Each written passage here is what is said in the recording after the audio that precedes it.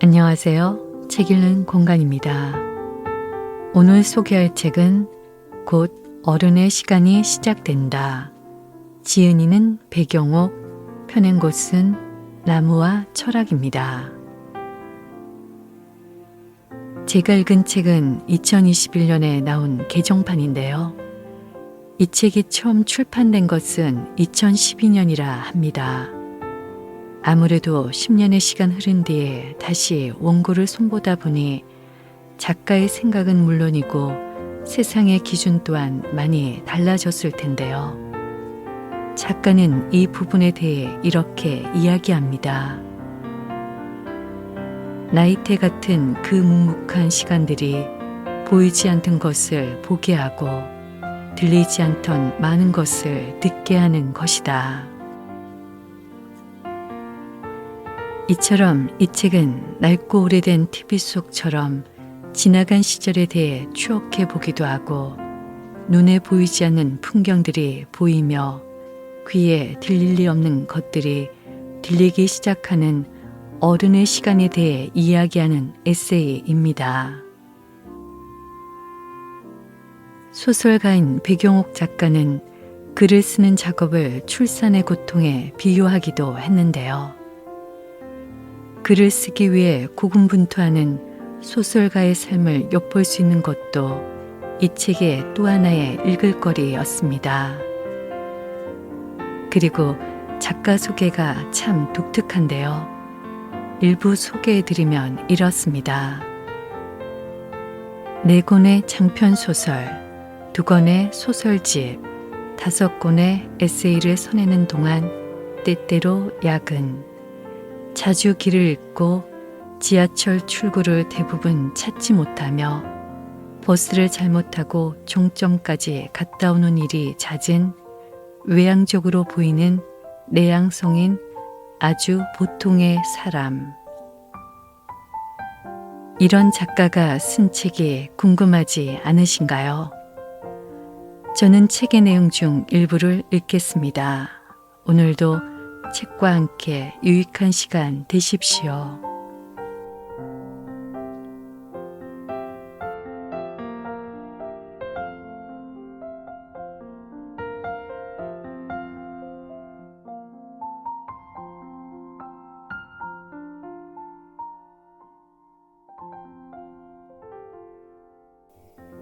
작가의 말, 10년이 지난 후. 내 오랜 악몽은 무엇인가를 잃어버리는 것이었다. 공항에서 길을 잃어버리는 꿈, 학교의 복도에서 출입구를 잃고 헤매는 꿈, 지갑을 잃어버리고 사람을 놓치는 꿈, 악몽은 늘 잃어버리는 것과 연관되어 있었다. 잃어버릴까봐 나는 오랫동안 여행지에서 입을 예쁜 옷을 살 수 없는 사람이 되었다. 마음에 드는 모자나 아끼는 신발을 여행 트렁크에 넣을 수 없는 사람 말이다. 내가 가장 예뻤을 때 나는 잃어버려도 좋을 옷과 낡은 모자, 헌 신발을 신은 채 사진 속에 서 있었다. 밀레니엄이 다가오는 2000년, 100년 달력을 샀다. 신문을 펼친 것보다 큰 한 장짜리 달력이었는데 그 종이 한 장에 2001년부터 2100년까지 36,500일이 빽빽히 인쇄되어 있었다. 가끔 100년 달력을 바라보며 날짜를 헤아리곤 했었다. 그때마다 내가 느낀 건 두려움이었다. 내 삶이 얼마나 남았는지 알 수 없지만 이 달력의 어딘가에는 틀림없이 나의 부고도 존재할 것이었기 때문이다. 그러므로 100년 달력은 오랫동안 내게 삶보다 죽음의 지표로 먼저 다가왔다. 시간이 얼마 남지 않았다는 명백한 증거물 같이 시간이 유한하다는 명확한 선언처럼 달력안에 이루고 싶은 것을 자주 적어 넣었다.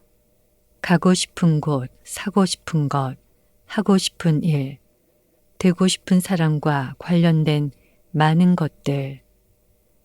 20년이 지난 어느 해 달력을 꺼냈을 때 형광펜으로 적었던 그 빼곡한 글자들은 희미하게 변색돼 분별하기가 힘든 것도 있었다. 나는 지금도 종종 나와 함께 낡아간 그 글자들을 바라본다. 이룬 것과 이루지 못한 것들을 바라보다가 그때의 나는 왜 이런 것을 그토록 간절히 바랐을까 의문을 가지기도 한다. 이제야 알 것 같다. 지금은 조금도 중요하지 않은 것들이 삶의 어느 때는 너무 커 보이기도 한다는 걸. 만약 시간이 주는 지혜가 있다면 그런 것이 아니지 않겠는가란 실감을 20년 묵은 이 100년 달력이 내게 가르쳐 주었다.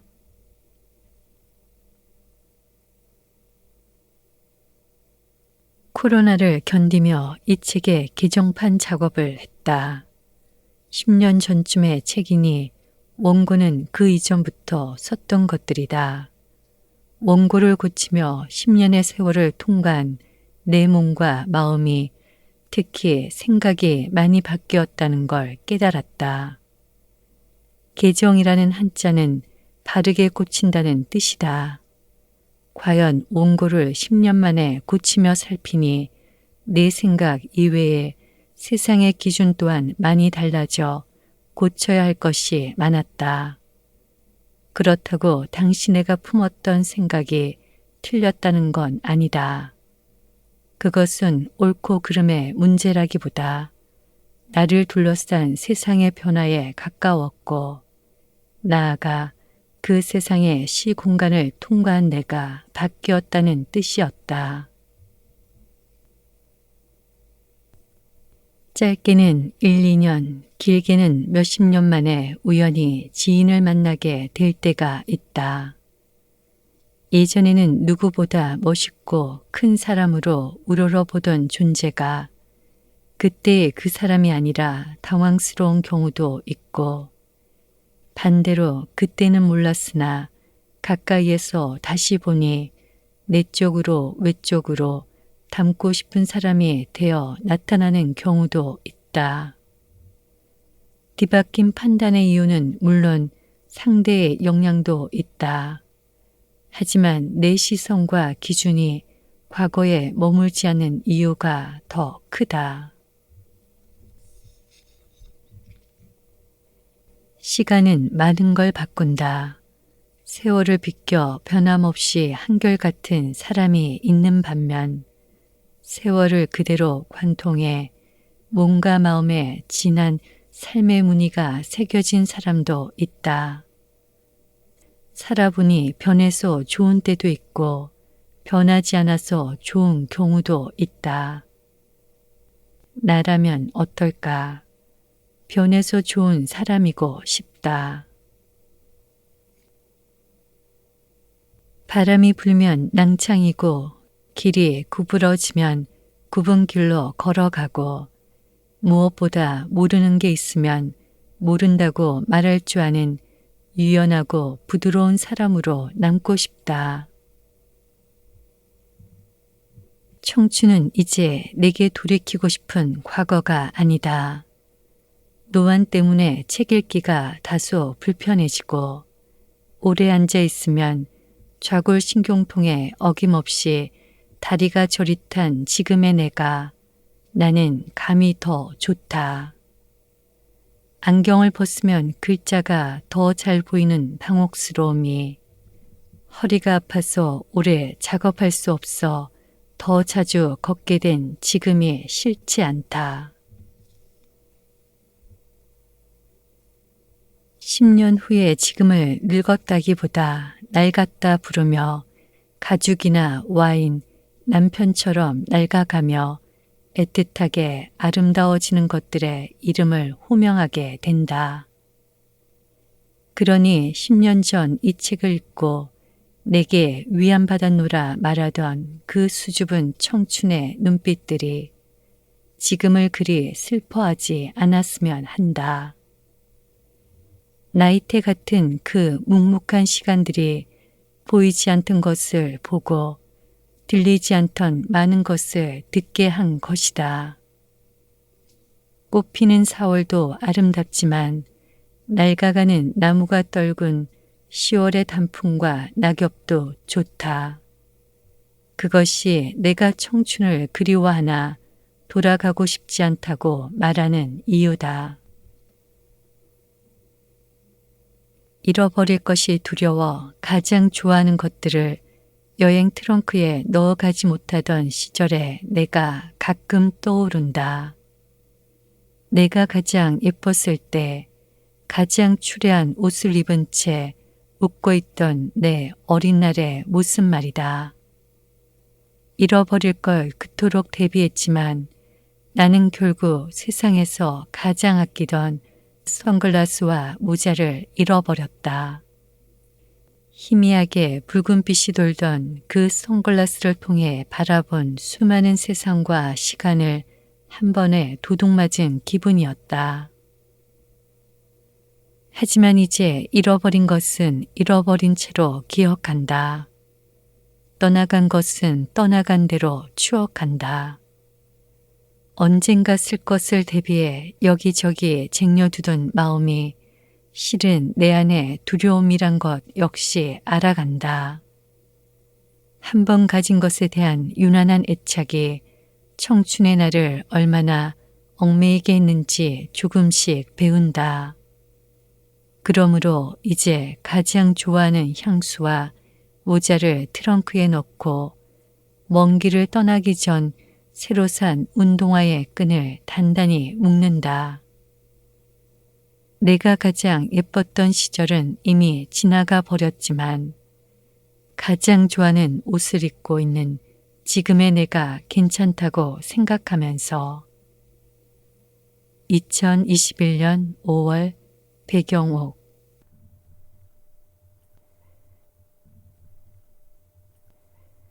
나는 어디론가 가야겠다고 생각했다.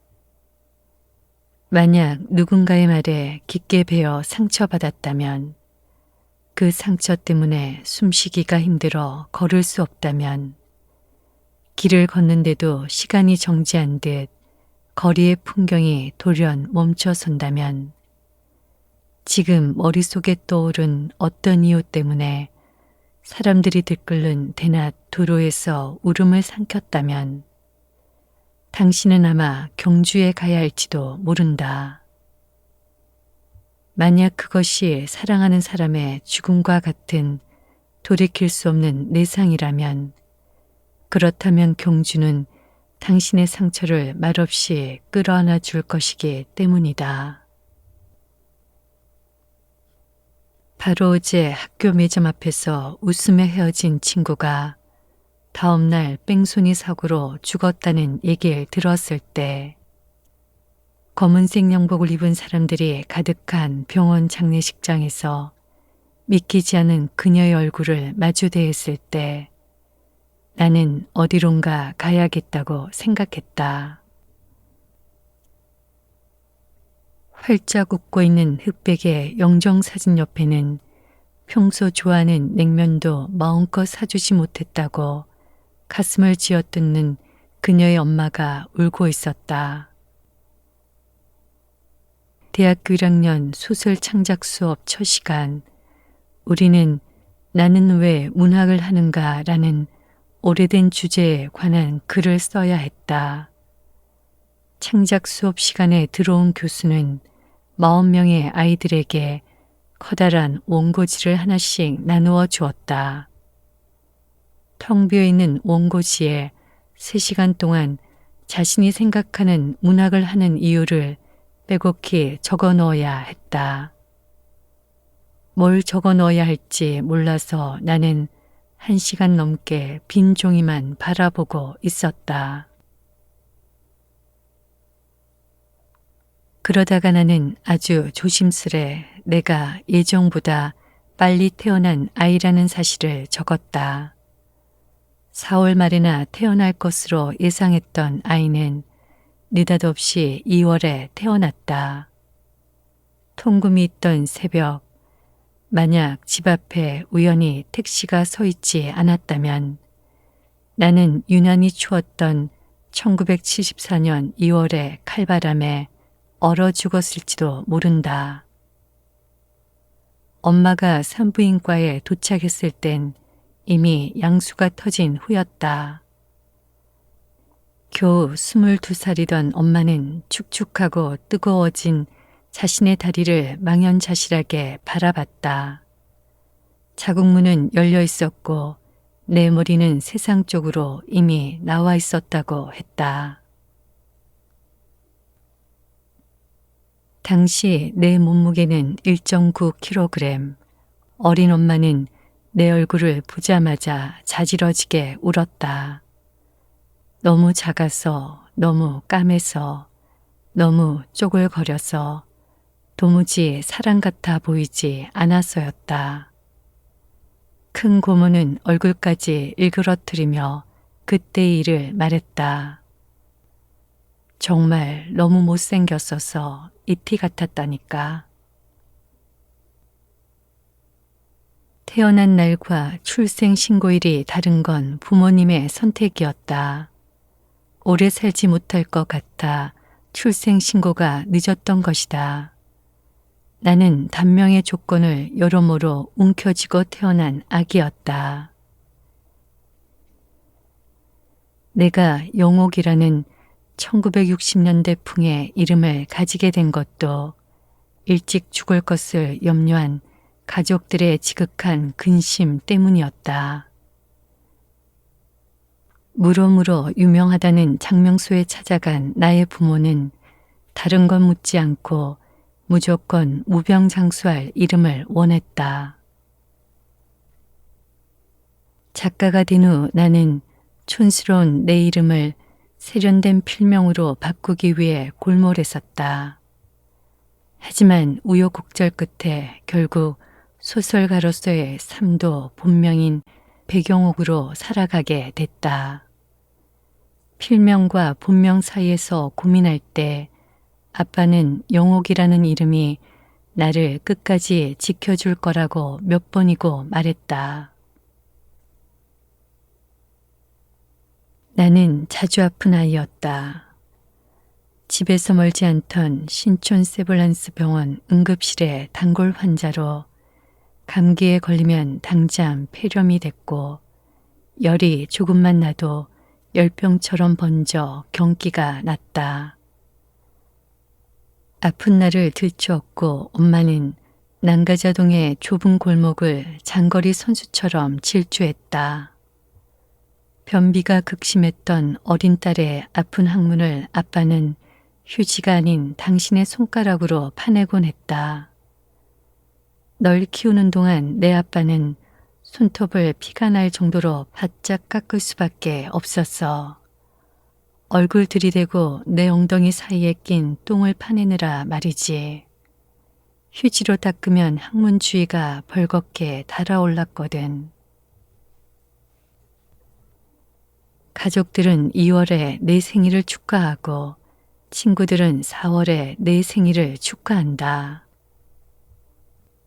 하지만 바쁘게 살면서 생일 케이크를 매해 2번씩 선물 받는다는 게 인생에서 어떤 의미인지 나는 자주 잊는다. 20살 소설 창작 수업 시간 왜 문학을 하는가에 대한 답을 찾다가 나는 60일이란 시간 동안 인간이 할 수 있는 일들을 생각했다. 보통의 아기들에게 허락된 10개월의 시간, 하지만 내게는 결락된 채 사라진 60일이란 시간을 말이다. 생각해보면 60일이란 많은 일이 일어날 수 있는 시간이었다. 딱딱한 흙에 씨앗을 뿌리면 뿌리를 내리는 것으로 모자라 꽃이 피었다 지기도 하는 시간이었다. 세상에 아예 존재하지 않던 것이 존재할 수 있는 그런 긴 시간 말이다. 그 진공의 시간들을 떠올렸다. 60일, 내게서 사라진 그 시간이 내 안에 돌이킬 수 없는 결핍을 만들었다고 오랜 시간 믿었다. 태생적으로 가지고 태어나지 못한 60일만큼의 시간을 채우기 위해 어쩌면 내가 무엇인가를 쓰는 일을 하게 되었다고 생각했다. 그렇게 나는 텅 비어 있던 원고지를 빠르게 메우기 시작했다. 은하, 학교 매점에서 근로학생 아르바이트를 하던 소녀. 안경 너머 늘 눈을 반짝이던 은하. 장학금을 받고 학교에 다니던 은하. 은하의 원고지에서 팔싹둥이란 단어가 나왔을 때 놀랍게도 우리는 사라진 2달의 시간을 결핍이란 같은 말로 표현하고 있었다. 환하게 웃고 있는 그녀의 영정사진 앞에서 나는 그녀가 말했던 2달을 떠올렸다. 문득 대학 1학년 때 함께 찍은 그녀와 나의 사진이 떠올랐다.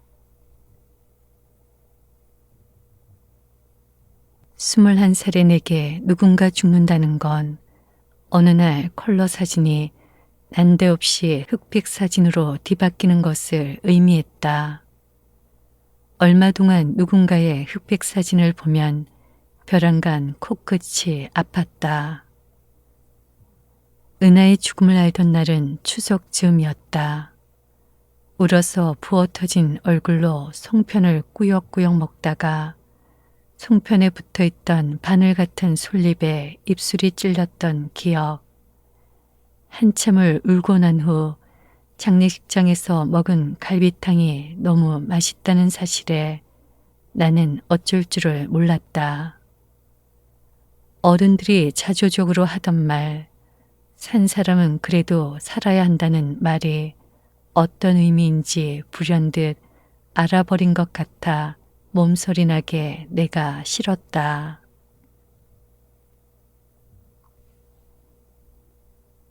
한때 나는 경주에서 태어나거나 자란 아이들을 부러워했다. 안개가 피어오르던 경주 삼릉에서 새벽에 소나무를 보다가 근처 들깨 칼국수 집에서 부드러운 국수 가락을 넘기다가 그곳으로 이사갈 생각에 동네 근처의 부동산을 돌아다니던 기억도 어렴풋이 났다. 경주빵, 황남빵 같은 빵집 간판이 유달리 많아 마음이 가꾼 빵처럼 부풀어 올랐던 기억 역시 딸을 낳으면 이름을 경주라고 짓고 싶을 만큼 경주를 좋아했다.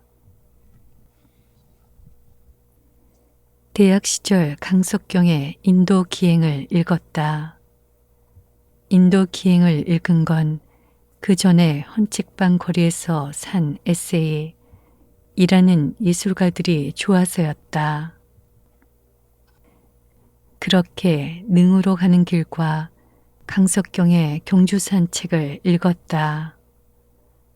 어찌된 까닭인지 그녀의 소설보다 에세이를 훨씬 더 많이 읽은 셈이다. 강석경이 쓴 경주 이야기를 좋아했다. 그녀는 경주의 11월을 첼로의 저음 같은 11월이라고 표현했는데 신라의 능을 걸으며 상처받은 몸을 이끌고 경주에 돌아온 자신을 스스로 회귀했다라고 표현한 것이다. 그 능을 걸으며 그녀는 루시와의 슬픔에게 안부를 묻다 같은 시를 떠올리고 삶의 슬픔에 대하여 노래한다. 너였구나. 나무 뒤에 숨어있던 것이 인기척에 부스럭거려서 여우처럼 나를 놀라게 하는 것이 슬픔 너였구나.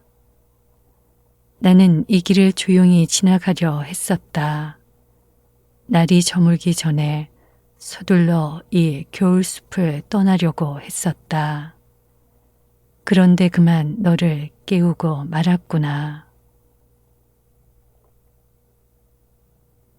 루시와 그대가 곁에 있어도 나는 그대가 그립다 중 슬픔에게 안부를 묻다 일부 열림원 2015년. 내가 처음 경주에 와서 가장 놀란 건 무덤이 있는 공원이 너무 많다는 것과 그 무덤 앞에서 아이와 함께 배드민턴을 치거나 연인과 함께 김밥을 먹는 사람들이 많다는 것이었다. 그림을 그릴 줄 안다면 그때의 모습을 연필로 전부 스케치하고 싶었다. 특히 밤에 대능원을 걷다가 바람이 불어 불빛 속 나무들이 흔들리기라도 하면 그것은 나무들의 수화로 수런수런 죽은 자들이 내는 묵음처럼 들린다. 대능원은 반드시 낮이 아닌 밤에 가봐야 한다. 내게 경주는 빵처럼 부풀어 오른 천년의 무덤가 옆에서 아이가 뛰어놀고 연인들이 일상을 이기하고 나이든 부부가 배드민턴을 치는 모습으로 남아있다.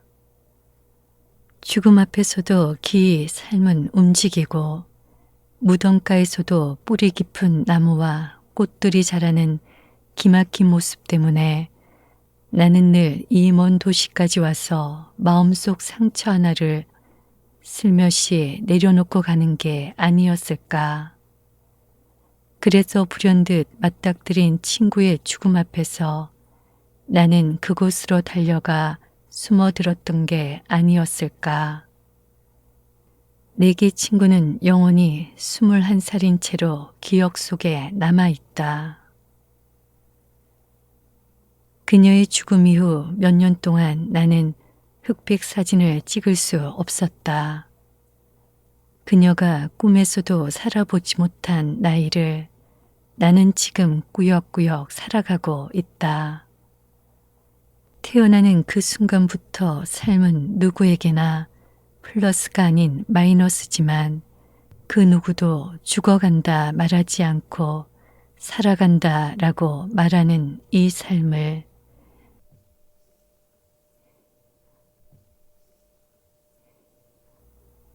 38에 읽는 안나 카레니나. 안나 카레니나를 처음 만난 건 초등학교 4학년 때 2층 방에서였다. 거실에는 세계문학 전집이 있었는데 집안 식구들 중 아무도 들춰보지 않던 무거운 책들은 곧 다락방 같은 2층 빈방 처지가 되었다. 비가 쏟아지던 일요일, 밖에 나갈 수 없었던 나는 커튼이 쳐진 어두운 그곳에서 금빛 글씨가 반짝거리던 톨스토이의 안나 카레니나를 집어들었다. 그러나 곧 오래된 책에서 나는 키키한 냄새와 무슨 스키와 같은 익숙지 않은 이름들, 발음하기 힘든 지명들과 세로줄 쓰기에 눈이 어지러워 책을 덮었다. 전화번호부만한 악랄한 두께로 사람의 길을 짓누르는 건 세계의 모든 고전의 공통점이다. 도대체 짧게 쓴 고전이란 게 있긴 한가 싶을 정도로 걸작이라 불리는 책들은 엄청난 분량을 자랑한다. 게다가 행가리 없이 끝도 없이 이어지는 만연체를 감당할 만한 사람은 또 얼마나 되겠는가. 내가 안나 카레니나를 다시 종독하게 된 건 그러므로 10년이 훌쩍 지나서였다. 고의 성사를 하자면 고전은 작가들도 읽기 되게 힘들다. 고전이란 몇 번의 실패와 포기 끝에야 읽게 되는 독특한 속성을 가지고 있다. 오죽하면 파울로 코엘로는 자신의 에세이 흐르는 강물처럼 해서 작가들이 인정하는 유일한 책은 제임스 조이스의 율리시즈 뿐인데 실상 이 책에 대한 내용을 물어보면 하나같이 횡설수설한다고 적어 놓았을까. 고전에 대한 엄숙함을 잠시 접어두고 다소 불량스럽게 이야기하자면 안나 카레니나는 드라마 사랑과 전쟁의 19세기 러시아판이다. 그것은 남들이 보기에 부족할 것 없는 고관대작의 부인 안나가 젊은 장교 브론스키와 사랑에 빠지면서 벌어지는 이야기로 체면 때문에 자신과 이혼해 주지 않은 남편과 어린 딸과 아들 사이에서 지독한 불행을 견디지 못한 그녀가 달리는 기차에 스스로 몸을 던진다는 내용이다. 기념비적인 저 마지막 기차 투신 장면을 불륜의 말로라고 정의해버리고 나면 곧이어 이어지는 말은 이 천하의 나쁜 X란 감탄사일 수밖에 없다. 이쯤 되면 우리는 왜 이런 책을 읽어야 하는가 하는 의문을 가질 수밖에 없다. 톨스토이는 49세에 이르러 안나 카레니나 집필을 마무리한다. 안나 카레니나는 톨스토이의 삶에 이정표를 세운 작품으로 진실한 사랑과 결혼, 예술, 종교, 죽음 등 삶에 관한 모든 것을 쏟아부은 톨스토이 문학의 집대성이다. 톨스토이는 이 시기를 기점으로 세계관이 크게 바뀌는데 그동안 삶을 잘못 살았다는 통렬한 심정으로 참회록을 쓰기에 이른다. 참회록 집필 후 그는 위대한 베스트셀러 작가에서 전 인류의 계몽주의적 스승으로 극적인 변환점을 맞는다. 자신의 삶과 문학을 일치시키려 이토록 발부둥친 역사는 많지 않다. 그러나 그런 안간힘과 상관없이 그토록 자신이 지향했던 인물에서 점점 멀어져간 사람 또한 거의 없다. 톨스토이는 자신의 소설에서 비판하고 경멸했던 것들, 가령 도시의 활락과 무의도식, 사랑 없는 결혼, 거짓과 허위의 예술을 버리고 인간을 사랑하며 삶과 죽음을 겸허하게 받아들여야 한다고 설파에 가까운 설교를 했다. 톨스토이가 안나를 비극적 죽음으로 내몬 까닭은 단순히 그녀의 사랑이 불륜이었기 때문이 아니라 비극적인 죽음을 통해 당시 러시아 귀족사회의 연애와 결혼 제도, 생활 방식과 가치관에 대해 얘기하고 싶었기 때문이다. 그는 어떻게 사는 것이 옳은 것인가를 고민하며 자신만의 방식으로 질문했다. 좋은 소설이란 답이 아닌 그 시대를 산 인간의 가능성에 대해 얘기하는 것으로 질문을 던지는 방식으로만 전달될 수 있기 때문이다. 질문에 대한 답은 시대에 따라 바뀔 수 있고 변할 수 있다. 고전이 매번 사람들에게 다르게 읽히는 것은 그런 이유 때문이다. 초등학교 4학년 때 내가 기적처럼 안나 카레니나를 완독했다면 말할 것도 없이 나는 이 소설의 주제가 인과 응보였다고 대답했을 것이다. 불륜을 저지른 여자가 기차에 치여 죽었으므로 슬프긴 해도 삶은 원래 그래야 하는 것이라고 믿었을 것이다. 그것은 철저히 이솝 우화적인 세계로 교훈을 찾는 것이야말로 진정한 독서의 의미라고 생각했던 11살 때의 가치관과도 잘 들어맞았다.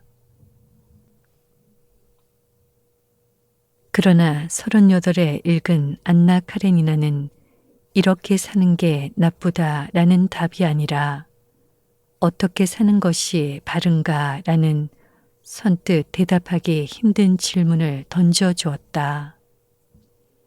말할 것도 없이 내가 실패를 거듭하며 이 소설의 첫 장과 마지막 장을 읽는 동안 내가 그은 밑줄은 상당 부분 바뀌어 있었다. 나는 읽을 때마다 긋는 밑줄이 달라지면 달라질수록 좋은 소설이란 편견을 오랫동안 가지고 있다. 그런 면에서 안나 카레니나는 내게 최고의 소설 중 하나다. 몇 번의 독서를 거치자 나는 안나가 아닌 그녀의 남편 카레닌에 더 깊이 공감했다. 그것은 더 이상 소녀도 미혼도 아닌 내 개인적인 삶의 조건과 연결되어 있었다. 나는 마침내 참을 수 없는 존재의 가벼움의 주인공 테레사가 자신의 충견 이름을 왜 카레닌이라고 지었는지 이해할 수 있을 것 같았다. 카레닌은 테레사가 보기에 타고난 희생양이었고 그녀는 스스로 자신을 이 19세기 러시아 남자와 동일화한 것이다. 톨스토이는 절제하고 금욕하는 구도자의 삶을 원했다. 이웃에겐 사랑을 베풀라 설파했지만 아내에겐 냉정하게 이를 데 없었다. 그는 노동자를 착취하는 게으른 귀족을 경멸했지만 자신은 귀족이었고 속욕은 혐오했지만 육체적 욕망을 주체하지 못했고 결혼 제도를 증오했지만 결코 이혼하지 않았으며 모든 것을 버리고 청빈하게 살기를 원했지만 낭비벽이 심했다. 언제나 눈물겹게 노력했지만 그 이상과 현실 사이를 되돌이표처럼 반복했다. 이런 말도 못할 엄청난 계리가 다행히 정신질환 대신 걸작을 만들어냈으니 위대한 아이러니라 부를 만하다. 고전은 재밌다라는 말을 말 그대로 받아들이면 곤란하다. 그건 마치 뜨거운 욕탕에 들어앉아 시원하다 하는 아빠의 거짓말과 비슷하기 때문이다. 고전은 어렵고 읽기 힘들다. 고전 읽기엔 상당한 유혹의 기술이 필요하다. 그러므로 나는 이렇게 말하겠다. 첼리스트 장안나가 가장 좋아하는 소설은 안나 카레니나다. 톰 울프, 스티븐 킹 같은 최고의 영미권 작가 125명이 꼽은 최고의 소설 1위 역시 안나 카레니나다. 13년간 신춘문에 낙방했던 내가 거짓말처럼 등단한 건 안나 카레니나를 읽고 난 후였다.